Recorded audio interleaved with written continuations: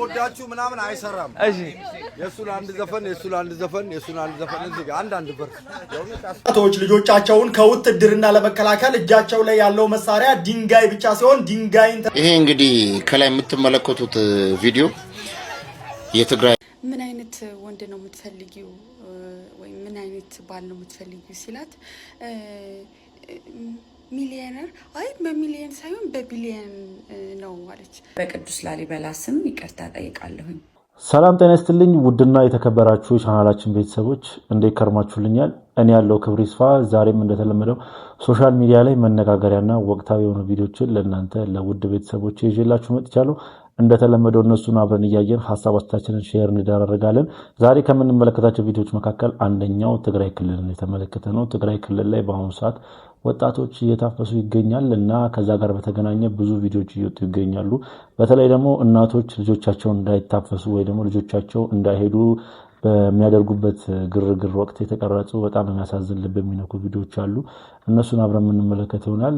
የትግራይ ወጣቶች እዚህ ላሉ ትልቅ ሶሻል ሚዲያ ኢንፍሉዌንሰሮች ወይ ደግሞ ታዋቂ ቲክቶከሮች በጣም መረጃ እየላኩ ይገኛሉ። ድረሱልን እያሏቸው ይገኛሉ። እነሱን አብረን የምንመለከት ይሆናል። ከእናንተ የሚጠበቀው እስከዚህ ቪዲዮ መጨረሻ አብራችሁ መቆየትና እንዲሁም ለዚህ ውድ ቻናል አዲስ የሆናችሁ ሰብስክራይብ በማድረግ የቻናል ቤተሰብ መሆን ብቻ ነው። ሁላችሁም ይህን ቪዲዮ እንደምትወዱት ስለማልጠራጠር አንድ ጊዜ ላይክ በተኗን ጠቃርጓትና ወደ ዛሬ ቪዲዮቻችን ወጣቶች ልጆቻቸውን ከውትድርና መቀሌ ምንድነው የተፈጠረው ይላል። ያለው መሳሪያ ድንጋይ ብቻ ሲሆን ድንጋይን ተጠቅመው ልጆቻቸውን ለማዳን ሲጣጣሩ ማየት እጅግ በጣም ያሳዝናል። አይኖ ይሄ ጉዳይ በጣም ሴንሲቲቭ ነው። እንደዚህ ደግሞ ፖለቲካል ነው።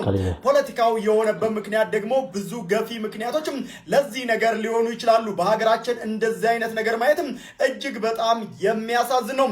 ነገር ግን ለነዚህ እናቶች ድምጽ አለመሆን ለነዚህ እናቶችም መልእክታቸውን አለማስተላለፍ እጅግ በጣም ከባድ ነው። በርካታ ሰዎች እነዚህ ቪዲዮዎች ላይ ሜንሽን እያደረጉ ይገኛሉ። ይሄ የሆነው በመቀሌ ከተማ ነው፣ 05 ሰፈር ማለት ነው።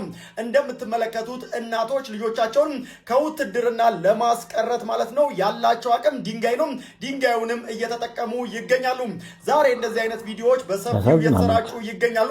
ፈጣሪ ሰላሙን ያምጣልን። የሚመለከታቸው አካላትም ለህዝባችን ሰላም ሲሉ እባካችሁ ሰላምን አምጡልን ማለት እፈልጋለሁ። በትግራይ ክልል እንግዲህ አሁን ላይም ጦርነት ሊነሳ ያው እየተንደረደረ ነው ማለት ይቻላል እና በጊዜም የጦርነት ዋና ሰለባ የሚሆነው ህብረተሰቡ ነው። በተለይ ደግሞ ወጣቱ በጣም ነው የሚለቀመው ማለት ይቻላል። እንዲዋጋም ሲል ይለቀማል። ከጦርነቱም በኋላ የሚታፈሰው ወጣቱ ነውና የወጣቶች መከራ መቼ እንደሚያበቃ ፈጣሪ ነው የሚያውቀው። በተለይ ደግሞ እናቶች ምን አይነት ሪአክሽን ሲያሳዩ እንደነበረ እስኪ አንዴ ላሳያችሁ። ድምፁ ሳውንዱን ባጥፍቼው ቢሆን ላሳያችሁ እንዴት ልጃቸውን ለመመለስ ወይ ደግሞ የታፈሰ ልጃቸውን ከዛ ከመኪና ውስጥ ለማውጣት ምን አይነት ትግል ሲያደርጉ እንደነበረ የሚያሳይ ቪዲዮ ተለቋል። እስኪ አብረን እንመልከት። ይሄ እንግዲህ ከላይ የምትመለከቱት ቪዲዮ እናትየው እንግዲህ ተመልከታችሁ እንግዲህ ወደ ጦርነት ውስጥ ለማስገባት ህወሓት በጣም ብዙ ጥረት እናደርገዋል። በጣም ብዙ የተለያዩ አዋጆችን በማወጅ ክትትሪ ብሏል። ብዙ ነገሮችን ብዙ ህጎችን ለማርቀቅ ሞክሮም ወጣቱ እምቢ ባለ ሰዓት በግድ አፈሳ ያካሄደ ነው። ይሄ መኪና የኤርትራ መኪና ነው። ኢትዮጵያ ውስጥ የኢትዮጵያ መኪና አይደለም። ይሄ የኤርትራኖች መኪና ነው። በዚህ መኪና አፈሰው በእንደዚህ አይነት መኪናና በኤንትሪ መኪና በተለይ ተሳቢ መኪና የድሮ እነ ሸዊት መርቸዲስ ምናምን አላቸው። በዛ መኪና ወደ ሳዋ ማሰልጠኛ ኤርትራ ሀገር ወስደው እዛ ወታደራዊ ስልጠና ለመስጠት በማያውቀውና በማይመለከተው ጦርነት ውስጥ ወጣቱ እየገባ እንዲሞት የትግራይን ወጣት እያስጨነቁ መግቢያ መውጫ እያሳጡ ነው። እሱም ብቻ ሳይሆን የቲፒኤልኤፍን ነገር የሚቃወም ወጣት ካለ የሚቃወም ቤተሰብ ካለ የገንዘብ ቅጣት፣ የሞት ቅጣት፣ የተለያዩ ህጎችን በማርቀቅ በጭንቀትና በሚጥ ውስጥ ይገኛል እና በጣም ያሳዝናል። እና ወጣቱ ህወሓት ደም ጠጪ መሆኑን እንግዲህ እያየ ነው።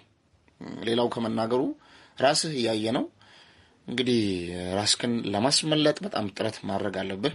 አንተም እዛው መዋጋት መቻል አለብህ። ማለትም እምቢተኛ መሆንክን ማሳየት መቻል አለብህ። ምክንያቱም በማይመለከትህ ጦርነት ለምን ትሞታለህ? እነሱ ለምን አይዋጉም? ራሳቸው ለምንድን ነው የማይዋጉት?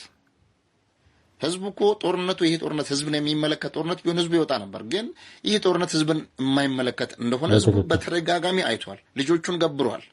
ማንዳች ለህዝቡ የሚፈይድ ነገር የለም። እነሱ ጥያቄ እያሉ የሚያመጡት የሚያቀርቡት ነገር የምርም የህዝብ ጥያቄ አይደለም። ህወሓት የራሱን ነገር ስላጣ ብቻ ነው ህዝቡን እንደዚህ እያስጨነቀ የሚገኘው። ሶ ወጣቱ በደንብ መንቃት አለበት፣ ራሱን ከእንደዚያ ነገር ማስመለጥ መቻል አለበት ለማለት እወዳለሁ።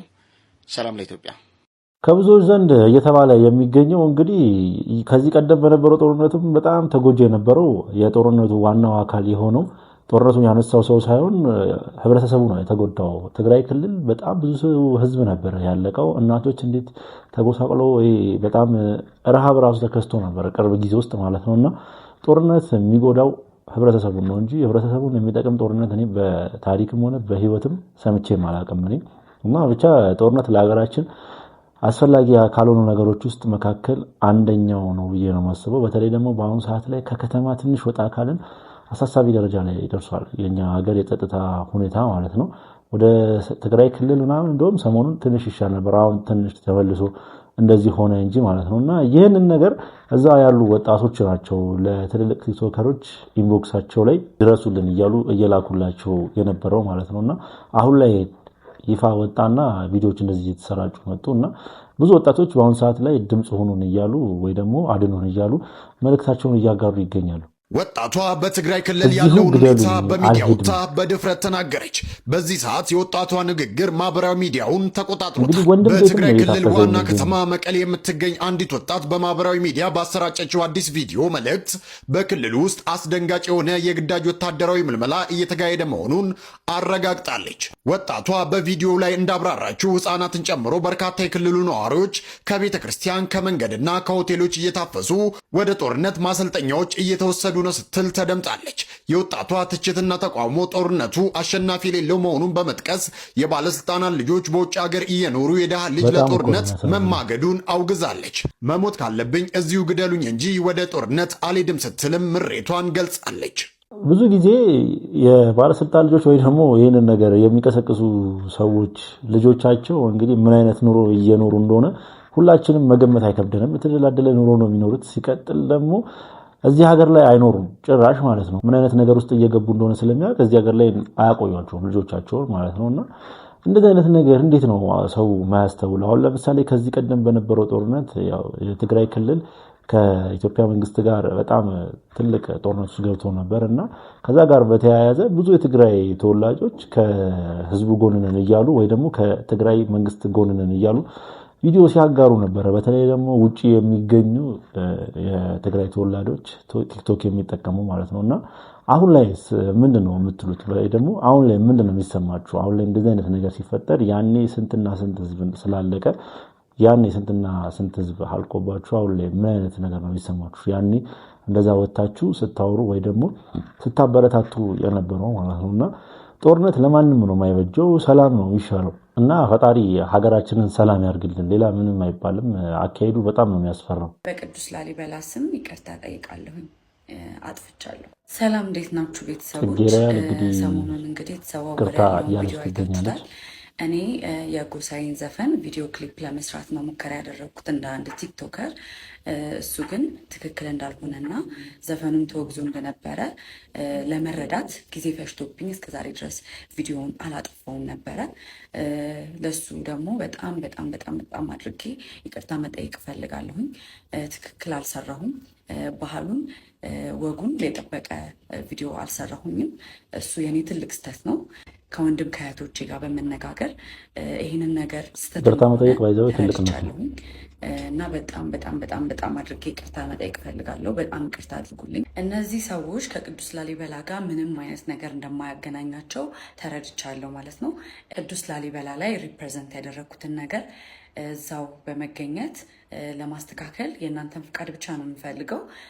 በራሴ ተነሳሽነት እዛ ቦታ ላይ በመገኘት ያጠፋሁትን ስም ለማስተካከል እፈልጋለሁኝ እና ፍቃዳችሁ ከሆነ እዛ በቦታው ላይ በመገኘት ቪዲዮ እንድሰራ እንድትፈቅዱልኝ እፈልጋለሁኝ። ከዛ በተረፈ የተለያዩ ቲክቶከሮች ትኖራላችሁ። እንደዚህ አይነት ቪዲዮዎችን ስታገኙ ለመስራት ስታስቡ በደንብ ጥልቅ የሆነ ምርመራ ብታደርጉ ደስ ይለኛል። እንዳይደርሳችሁ ማለት ነው። ባለማወቅ የሰራሁት ስህተት ነው። እህት ወንድሞቼ ከልቤ ይቅርታ ጠይቃለሁ። እናንተን ለማገልገልም ዝግጁ ነኝ። የተለያዩ ቪዲዮዎች እንገናኛለን። አመሰግናለሁ። የሰሞኑን ውዝግብ ደግሞ ይሄ ነው። በቅዱስ ላሊበላ በተሰራ ቪዲዮ ወይ ደግሞ ጽጌረዳ ባጋራችሁ ሶሻል ሚዲያ ላይ ባጋራችሁ ቪዲዮ ትልቅ ተቃውሞ ገጥሟት ነበረ። የቅዱስ ላሊበላ አስተዳደር ራሱ መግለጫ ደብዳቤ እስኪያወጣ ድረስ ማለት ነው በእሷ ላይ እስከዚህ ድረስ የከፋ ነበረ ጉዳዩ ማለት ነው። ከአማራ ሕዝብ ደግሞ በጣም ብዙ ማስፈራሪያና አንዳንድ ሪፖርት እናደርግብሻለን፣ ቻናሎችን እናዘጋለን የሚሉ ማስጠንቀቂያዎች እየደረሳት ነበርና ይቅርታ ጠይቂ ሲሏት ነበረ። የዚህ ነገር ደግሞ ዋና ቀስቃሽ ማን ነበረ? ዮኒ ማኛ ነበረ። ለዚህ ጉዳይ ዋነኛ ተጠሪ ማለት ነው። መጀመሪያ ሚዲያውን ጉዳዩን ወደ ሚዲያ ይዞ የመጣው ዮኒ ማኛ ስለነበር ማለት ነውና ይቅርታ ጠይቃለች። ይቅርታ መጠየቅ ትልቅነት ነው። እኔም ከዚህ ቀደም በነበረው ቪዲዮ ላይ በቃ አጥፍቻለሁ ብለሽ ባታስቢ እንኳን ከህዝብ ጋር መጋጨት ጥሩ ስላልሆነ ይቅርታ ጠይቂ ነበር። ይቅርታ በጠይቂ አሪፍ ነው ብዬ ነበር የሰራሁትና ይቅርታ መጠየቋ ጥሩ ነው ብዬ ነው የማስበው። ወደፊትም ስራዎቿን የተጠነቀቀች ትሰራለች ማለት ነው ከዚህ በኋላ እና ዮኒ ማኛ ከዚህ ጉዳይ ጋር በተገናኘ ደስ ያለው ነገር አለ ወይ ደግሞ ከልቧ አይደለችም እያለ ይገኛል። እስኪ ቪዲዮን እንመልከት። ይቅርታ የውሸት እኔ አሁን ካያችሁት ይቅርታ ዳሜጅ ኮንትሮል የሚባል ይቅርታ እንጂ እውነቴን በትክክለኛው ህዝብ ቁጣውን ተረድታ ይቅርታ የጠየቀችበት አይደለም። እና ምን ተፈጠረ? ህዝብ ተጎዳዊ ነው። ህዝብ ጎዳል ግን እውነት ህዝቡ ተረባርቦ ዱቄት አድርገሽ በቃ ይሄ ነው። ስለዚህ አሁንም የምናገረው ምንድነው ለሌሎች አርቲስቶች አርቲስት አይደለም ነው ለሌሎች ባህል እናስተዋውቃለን ለምትሉ ወንድምና እህቶች ባህል የሚተዋወቀው እኮ በጥሩ ነገር መስሏል። አንድ ሰው ስለሆነ ባህል ሲያስተዋውቅ መጀመሪያ ይጠይቃል።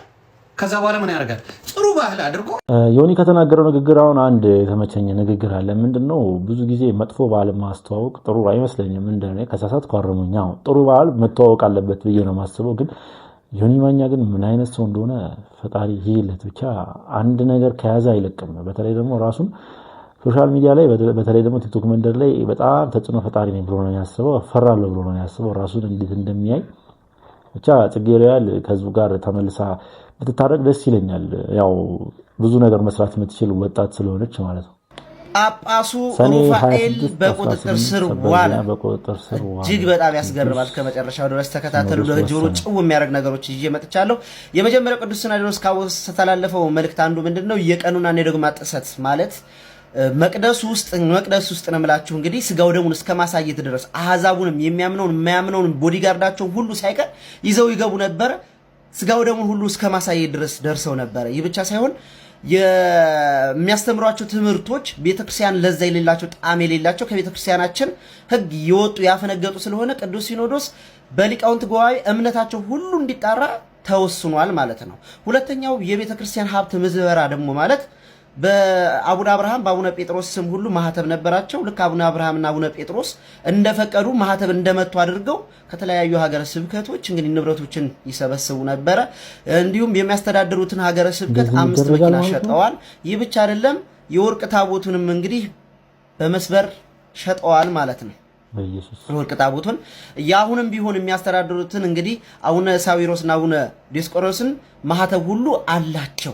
አንድ ልብ እንድትሉ የምፈልገው ነገር ደግሞ ምንድነው ሊቀ ጳጳሱ ይህን ሁሉ ድርጊት እንግዲህ በጳጳስነት ደረጃ ሆነው ሲያደርጉ ቅዱስ ሲኖዶስም ሲወስን ትክክለኛ ማስረጃን ይዞ ነው የወሰነው። ይህ ጊዜያዊ ውሳኔው ጠቅላይ ቤተ ክህነት እስከ 2019 ጥቅምት ድረስ እንዲቀመጡ የትኛውንም ሀገረ ስብከት እንዳያስተዳድሩ ሲሆን ትክክለኛ ውሳኔ ውስጥ የሚወሰነው ግን መቼ ነው? 2019 ጥቅምት ዕለት የሚወሰነው ጉባኤ ላይ ነው። እንግዲህ ሁሉም ሊቀ ጳጳሳት ባሉበት የሚወሰን ውሳኔ ይሆናል። አዲስ መረጃ እንዳገኘው ማሳውቃችሁ ይሆናል። በደንብ ሼር፣ ኮፒ ሊንክ፣ ሪፖስት እያደረጋችሁ ቪዲዮ እንዳይወርድ ለብዙዎችና ጥያቄ ለሆነባቸው እንዲረዱት አድርጉ ማለት ነው። አሁን ላይ ግን ማን እንደሚታመን ነገሮች በጣም አሳሳቢ እየሆነ ነው። በተለይ ደግሞ 2018 ላይ የምንሰማቸው መረጃዎች በጣም የሚዘገንኑና ለጆሮአችን የሚከብዱ መረጃዎችን እየሰማን እንገኛለን። ብቻ እንደምን ብሎ 2018 እያለቀ ነው። በአሁኑ ሰዓት 2018 አልቆ 2019 በጣም ጥሩ ዓመት የምናሳልፈው ያርግልን ብዬ ነው ማስበው። ምን አይነት ወንድ ነው የምትፈልጊው ወይ ምን አይነት ባል ነው የምትፈልጊው ሲላት ይሄ ፕሮግራም አይ በሚሊየን ሳይሆን መሰረዝ ያለበት በቃ እኔ ምንም ያልተመቸኝ ፕሮግራም ቢኖር እየተደረጉ ከሚገኙት ይሄ ፕሮግራም ኦፈር ራሴ ነው ኦፈር ማረገው። ኦኬ እሺ በትርፍ ሰዓትሽ ምንድነው የምትሰሪው? መተኛት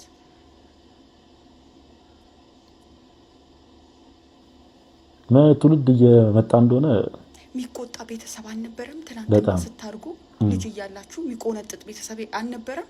የሰፈር ሰው አልቀጣችሁም። ሰፈር ሰው አትፈሩም። እናት አባት አትፈሩም። ወንድም እህት አትፈሩም። ዘመድ አይፈራም። ቀላል ከዛ አንቺ ራስሽ እንደ ፕራይስ ነው የምታቀርቢው። ራስ ከባድ እኮ ነው። ሀብታም ባል ምን ይሰራል እዛ አንቺ ጋር? ሀብታም ወንድ ምን ይሰራል? መንደር ለመንደር የምትሯሯጪ በየቦታው ዝም ብለሽ የሆነ ወንድ ጎትቶሽ የሚሄድ ሴት እንዴት ነው ሀብታም ባል አንቺ ጋር ምን ይሰራል? የመልካችሁ ክፋት ውስጣችሁ ውበት ስለሌለው የምታወሩት ነገር የረባ ስላልሆነ ሸፈነው መልካችሁ። የመልካችሁ እንደዛ አይባልም። ስታስጠሉ አይባልም፣ ግን ስታስጠሉ እዚህ ጋር ስለቆሸሸ ሸፈነው መልካችሁ። እናት አባት አትፈሩም? እንዳትሸማቀቁም እንደዚህ ነው።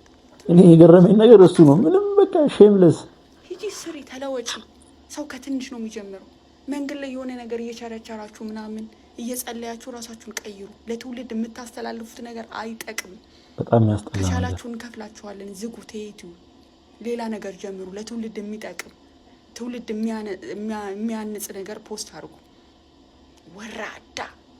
ወራዳ ስታድጉ አፈንግጣችሁ ትውልድ ታበላሻላችሁ።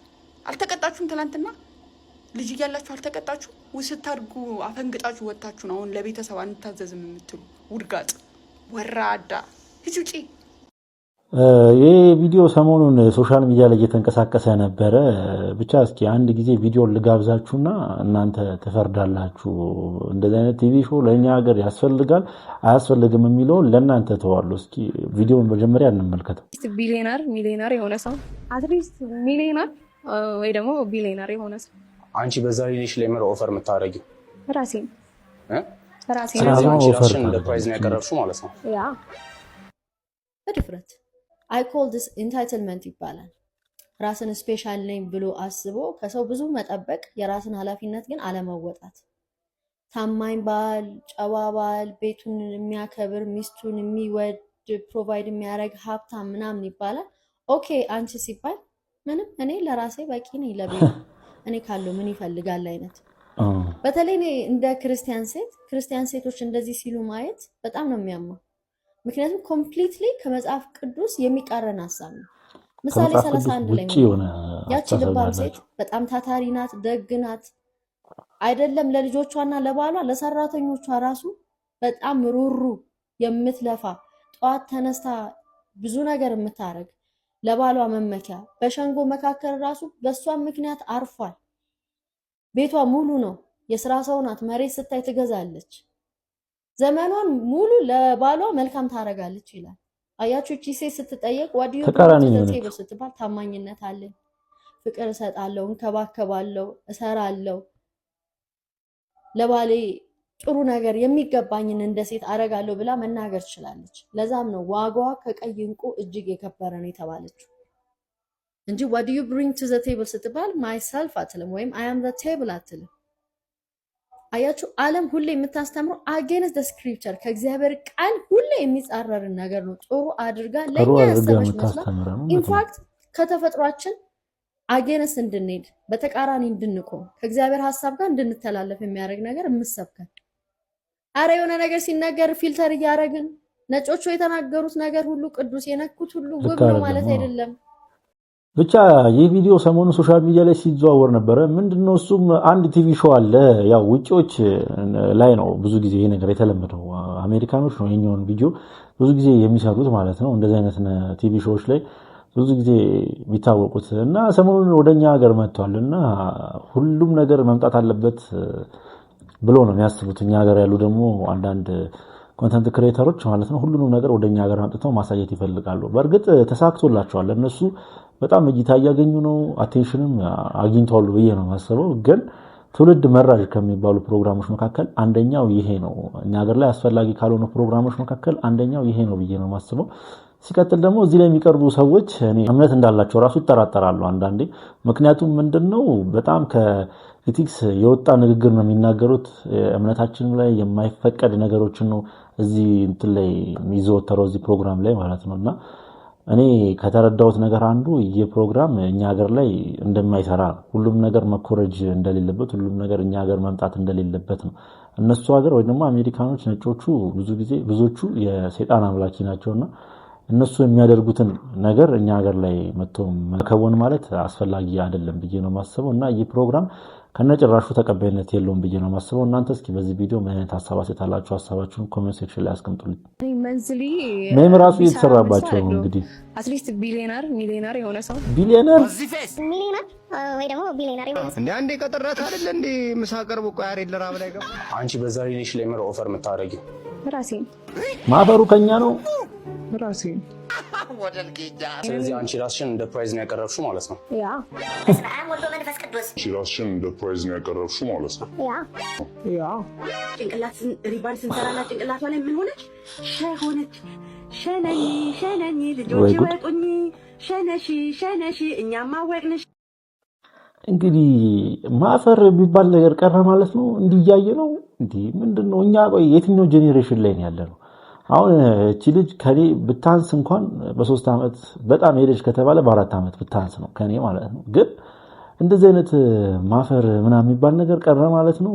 ወዴት እየሄድን እንደሆነ የሚያሳይ ቪዲዮ ነው። ሰሞኑን ከተማችን ላይ የምናያቸው ነገሮች በጣም አሰቃቂና በጣም የሚያስፈሩ ነገሮች ነው። ግን አሁን ላይ ደግሞ በሚዲያ እንደዚህ አይነት ነገሮች ሲተላለፉ ትውልድ ህፃናቶች ቲክቶክ ይጠቀማሉ። በአሁኑ ሰዓት አይጠቀሙ ማለት አይቻልም። ቲክቶክ ምናምን የሚባለው ከ18 ዓመት በላይ ነው እንዲጠቀሙ የሚፈቀደው። ለህፃናቶች ለብቻ አለ ለራሳቸው ዩቲዩብም ሆነ ቲክቶክ በተለይ ደግሞ ዩቲዩብ ኪድስ የሚል አፕሊኬሽን አለ እና የራሳቸውን ብቻ ነው የሚጠቀሙት ዩቲዩብ ማለት ነውና ብቻ አሁን ላይ የቤተሰቦቻቸውንም እያነሱ ዝም ብለው ስለሚመለከቱ እነዚህ አይነት ነገሮችን እያዩ ሲያድጉ ያው አስተዳደጋቸው ይመረዛል ብዬ ነው ማስበው።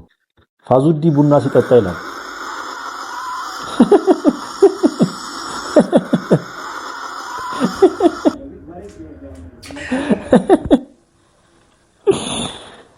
ሁሉም ሜዳ ያለ ነገር ነው። በቃ ሲስቡ በቃ በጣም ነው የሚያስቀናቸው። የቡናም ሆነ ምንም የሚጠጣ ነገር አሳሳባቸው።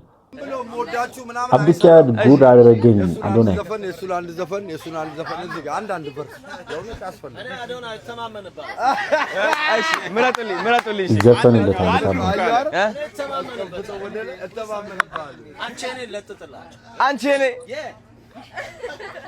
አንቺ የኔ ከፋሽ ግዴለ ስሜን ትርፍ እመጣልሻለሁ በቃ እንግዲህ ከታዋቂ ዘፋኞች ጋር አብረን ምን የመጀመሪያዬ ነው ሰው ሲወዳምሬ ከሚገራሩ ዘፋኞች እና ከሞዳቸው ዘፋኞች ጋር አብረን ሰው ሲወዳምሬ የታባቱ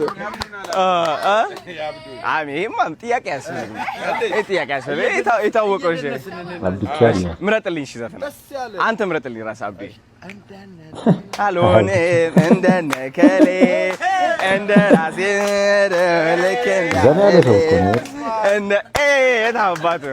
የታባቱ ኮንተንት የምትሉት ነገር ነው።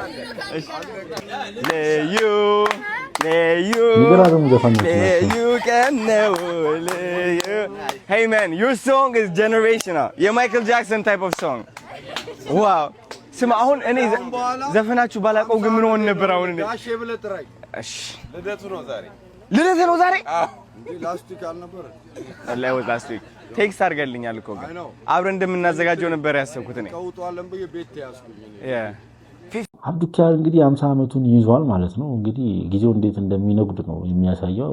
40 ዓመቱን 43 ነው 42 ዓመቱን በቅርቡ ነበር ሲያከብር የነበረው። እንግዲህ እንደቀል አመታት እየሄዱ ይገኛሉ። ብቻ አብዱኪያድ በኢትዮጵያ የሙዚቃ ኢንዱስትሪ ላይ ግንባር ቀደም ከሚባሉ ሰዎች መካከል አንደኛው ነውና አብዱኪያድ ለኢትዮጵያ ሙዚቃ ያበረከተው ነገር በቃል የሚገለጽ አይደለም። ጫውቻ ምንድነው ዝም ማለት አውቃል ይላል እና ፈርስት ዴት ላይ ምንድነው የሚመችሽ ፈርስት ዴት ላይ መጸለይ። እንደውም አሁን ለምን አንጸልይ?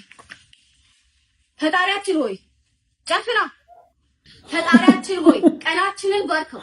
አሜን። ባሰብከው ላይ አሜን። ፍቅርህን ብቻ ነው የምንፈልገው። ገንዘባችንን እንዳለ ጥርግ አድርገው ውሰደው። አንተ ጸሎት አይቋረጥም። በቃልህ ካልተገዛ እስኪገባን ድረስ ሰባብረህ አስቀምጥ። ምንድን ነው የእናት አካለ ስንኩል ልታረጊ ነው? ምን ሆነ? እስክንጨርስ አትጠብቅም እንዴ? ራስሽን ቻያ ወይ? እሺ ልጨርስ ነው። ዝም በል በቃ። ይሄን መልካም ልጅ መልካም እንደሆነ አቆየው። አሜን። አሁኑኑ ጥራውና በቤትህ አቆየው። ምን አሰበህ? አይ ረቡጭልኝ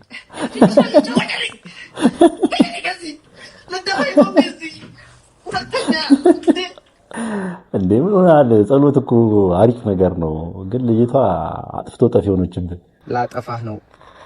ደብተራው ሚስዳት ሮንግ ፐርሰን ደብተራው ሚስዳት ይሄን የሚሰራዘቡ ደብተራ ምናምን ከነ ጀበናውት ወርውሬዎት እንዳልጠሎት ብሮ። እኔ እንደዚህ አይነት ነገር አይመቸኝም። እንዴ ላጠፋ ነው ይሉኛል። እንደው መርጌታ አያፍሩም። አንዴ ምድር ላይ ተፈጥረው እንደው ዘሮትን ተክተው አይሞቱም። ምን ከኩያ ከትናንሽ ልጆች ጋር እንትን ያስባብሉታል። እኔ ጋር መጣው ትልቅ ሰው ነው ታዲያ ለምን እንደድሜው ታውንም አራቀለላችሁ ሰላም መርጌታ ናቸው። እናት የቀመምከውን አጠጥቼ ማለት አጠጥቼ ራስ ላይ እንዳለው ብሮ ለፊቴ ተደርጎ ብሮ ይለዋል መርጌታው። እግዚአብሔር ይጠብቅ። ስቲፍ አንተ አፍልተዋል። ግን ኧረ ተው ግን እንደዛ አይደረግም። ላሽ በሉ እግዚአብሔር ይጠብቅ። ብቻ ስቲፎ ሰሞኑን እየተመቹኝ ካሉ ቲክታከሮች መካከል አንደኛው እስጢፋኖስ ቶማስ ነውና፣ ግን ስቲፍ መርጌታን ብሮ አይከብድም?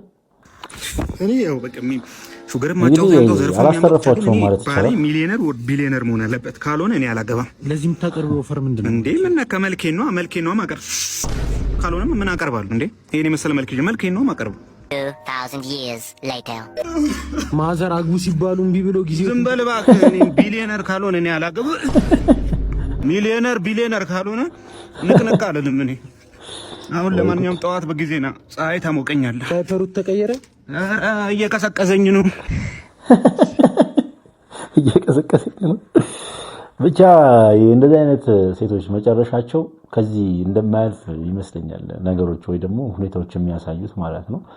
እንደዚህ አይነት ኦፈር ወይ ደግሞ ለትዳር መስፈርት እንደዚህ አይነት ኦፈር የሚያቀርቡ ሴቶች መጨረሻቸው እንደዚህ የሚሆን ይመስለኛል። በተለይ ደግሞ እንደዚህ አይነት ሴቶች ማለት ነው ከፍቅርና ከማንነት ይልቅ ለገንዘብ ያደላ አስተሳሰብ ካላት መጨረሻው እንደዚህ ሊሆን ይችላል። ለማንኛውም ምርጦችዬ የዛሬ ቪዲዮቻችን እነኝን ይመስሉ ነበረ። ቪዲዮቻችን እንደተመቻችሁ ጥርጥር የለኝም። ቪዲዮ ከተመቻችሁ ላይክ፣ ሼር፣ ሰብስክራይብ በማድረግ ቤተሰብ ይሁኑ። በተለይ ሰብስክራይብ በማድረግ ቤተሰብ ይሁኑ። ሐሳብ አስተያየት ካላችሁ ኮሜንት ሴክሽን ላይ አስቀምጡልኝ። በቀጣይ ቪዲዮ እስክንገናኝ ድረስ ሰላም ቆዩ።